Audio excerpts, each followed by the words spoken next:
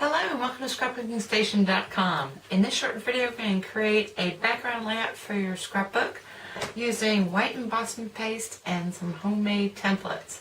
So I'm going to put the camera over my shoulder and we'll get started. Okay, so now I'm going to use my embossing paste to create this really nice background for my scrapbook page. And this is the white embossing paste. And all I've done is created what I call single-use templates. So this is actually the original stamp, and you just supersize it and manipulate it on your printer just like you would when you supersize your punches. And you go back and take a look at that video. And then I've got a couple of these smaller leaves that I've only put on a single piece of cardstock. I'm hoping that they end up a little more opaque. And then on this larger one, which I'm going to situate in the corner, this is a double layer, so I'm hoping to leave behind a thicker layer of paste. Now the other thing is I put little glue dots. Not glue dots, I use my Tombow liquid glue and put little dots because I really I'm hoping that these smaller center pieces, I can really secure them down to the page temporarily. So let me set up my little guys and we'll be back to smear the paste.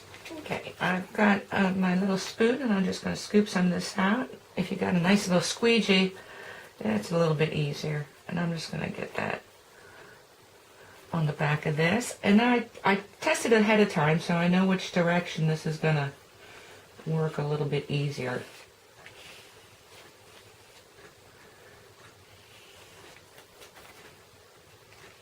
And that glue is really helping to keep those edges down.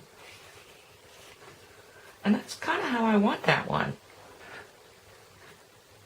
Now I'll go ahead and do the one on top and then we'll pull these off. So I finished the finished the pasting, and actually over on the side here I made a sample so that I can test different techniques before I do them. I'm going to carefully lift up my template, and that's going to be the one corner. And I'm just throwing this out so we don't get the paste everywhere. And then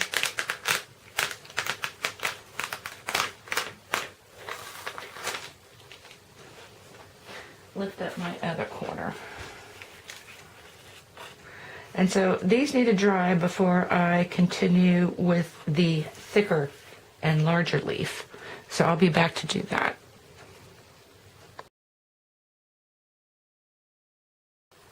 Okay, so now I've positioned my double thick leaf on my scrapbook page. I'm pretty much going to do the same thing, so I'm not going to spend a lot of time showing this.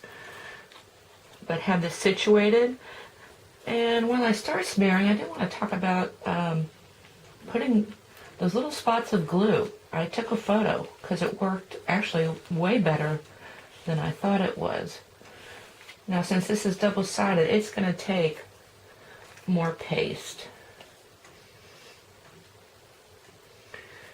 Anyway, in case it wasn't obvious, I mean, once you put the glue on the back of the spots of glue on the back of this template, you want to let them dry totally.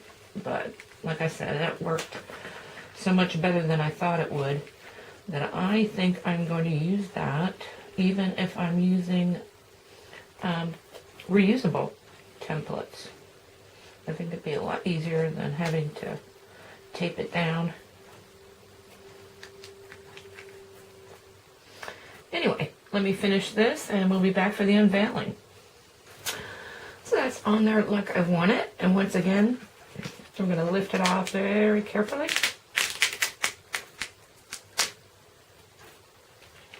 And I guess I'll come around this way.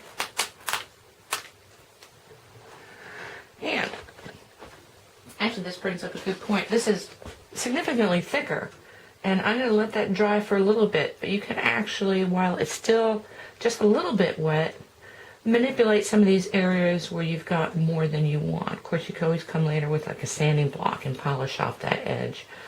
But you can see where, I just washed some of my tools, but you can see the difference between the thin layer and the thick. Anyway, when I get back, I'll have the rest of my elements put on this page so we can take a look at the finished layout. And this is how the finished layout turned out, which is nothing like I expected. But the color scheme was, and these are just colors that I picked out of my photos. So the 4 photos are matted with the same colored cardstock as I've done the banner and everything else in this layout. Now let's focus on the background, because this top corner, I love the way it turned out. And this I just took ink and a dauber and put my glorious green up here just to give it a little tint of color.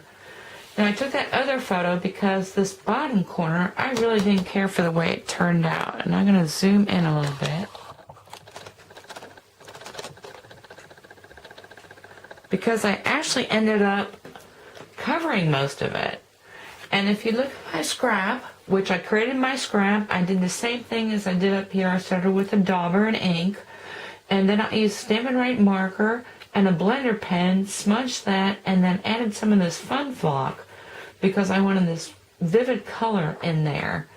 But then when I got to my corner, I started with the fun flock, and from there it just went downhill.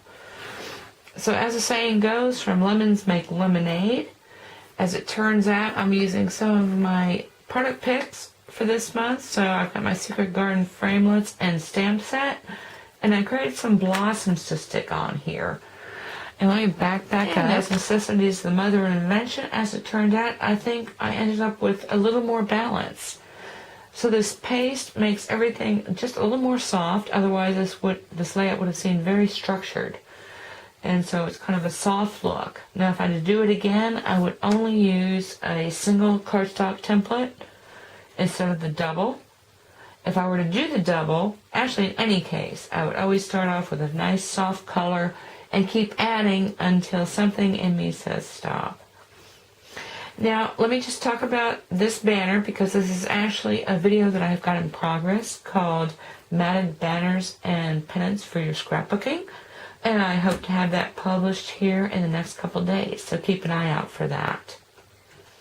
As always, thank you for watching.